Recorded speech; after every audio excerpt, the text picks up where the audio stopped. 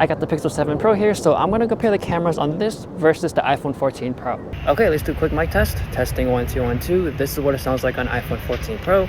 Testing 1 2 1 2. This is what it sounds like on a Pixel 7 Pro. All right, let's do one more test, but this time the Pixel 7 Pro has the speech enhancement on, so this is how it sounds like. Now that I'm using an external microphone, I still notice the same issue where it's not really plug and play.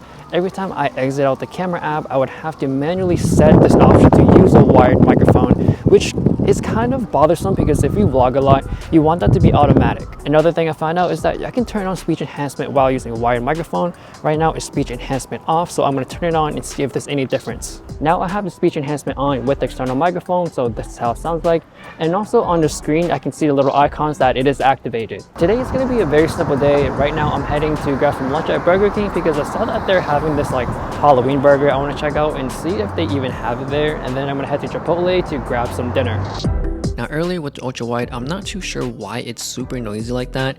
Usually it is pretty noisy with the 6, so I wouldn't really expect it to be that bad on a 7, but apparently it is. But for next comparison, I'll have the HDR off and see how that looks like. But for some reason with this ultra wide shot, it looks fine. So for side by side, clearly you can see the color is the biggest difference, or color temperature. The iPhone is more on the greenish yellow side, whereas on a Pixel, it's more on the warmish orangey side. I'll say for the most of the videos and pictures, you can see more in the shadows on the Pixel, so HDR is pretty good on this phone.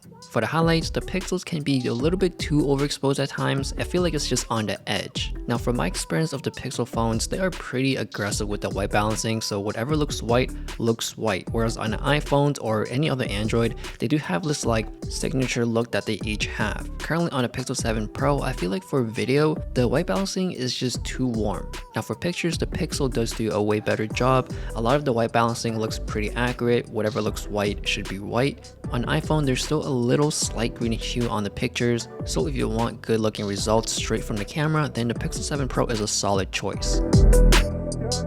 Next up is Telephoto. The iPhone does have a quick access button straight to 3x, whereas on a Pixel, it's 5x. Personally, I do like the 5x option better because they both have 2x, which is a small jump from 2x to 3x on iPhone, so I feel like after 2x, you do want to zoom in, so the 5x makes more sense. Max zoom for video is 9x on an iPhone, 20x on a Pixel. As you can tell, it's kind of hard for me to track around and try to stay stable on a 20x. On 3x, they look very good. I'll say in the shadows, the Pixel 7 Pro looks darker, but it looks natural. On iPhone is very blue, but you can see more details. Once it's at 5x, I feel like they're both still pretty even, but the Pixel for me comes out a little bit ahead. Next up is 15x, which is the max zoom on the iPhone, and this is where you can clearly see the iPhone starts to degrade. You can see more noise even throughout daytime. And the Pixel 7 Pro has 30x as their max zoom, which is great, and even though I don't think a lot of people would use this option or zoom in this much, it's nice to have just in case.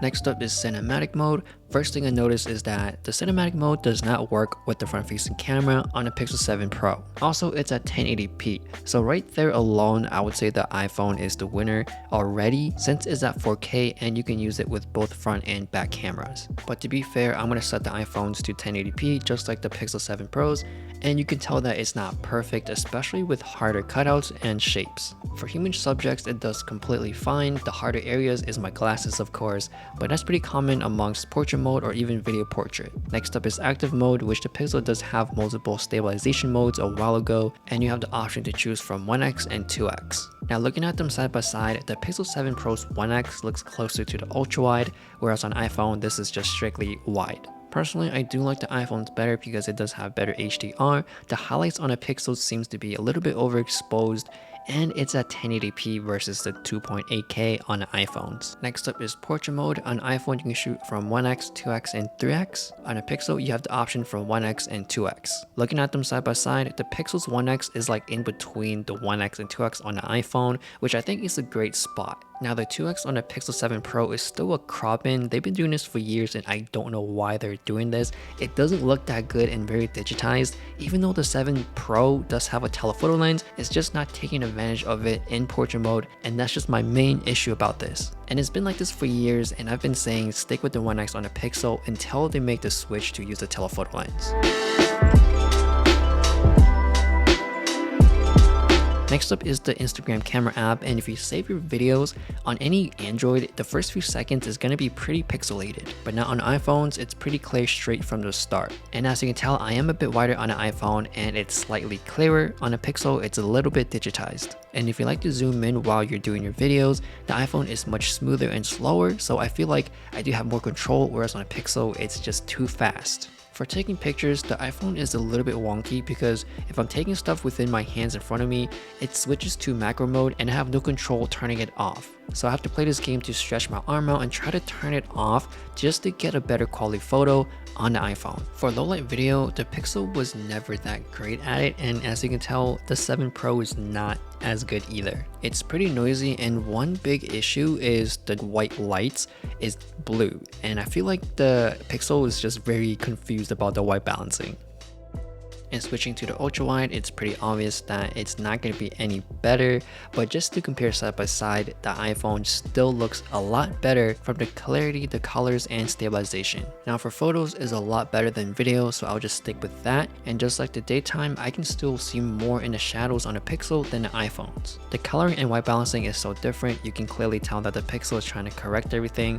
It looks very natural, whereas on the iPhone, it does have this like straight to the eye look where it does have some sort of shade of yellow from the tungsten street lights. So again, it's personal preference to what colors you like. For telephoto and low light, the Pixel just has this down. It's no comparison that the iPhone is very noisy and it just doesn't look as clean as the Pixel. So if you do like to zoom in a lot, especially during nighttime, then the Pixel will just win. So let me know your thoughts on which one you think is better and which one you prefer. I will turn off HDR in the next comparison to see if the quality of the ultra wide shooting myself vlog style will look any better. If you want to see more comparisons of the iPhone to any other phones, go ahead and check those out as I'm doing more tests and comparisons with the Pixel 7 Pro. Thanks for watching, and I'll see you guys later.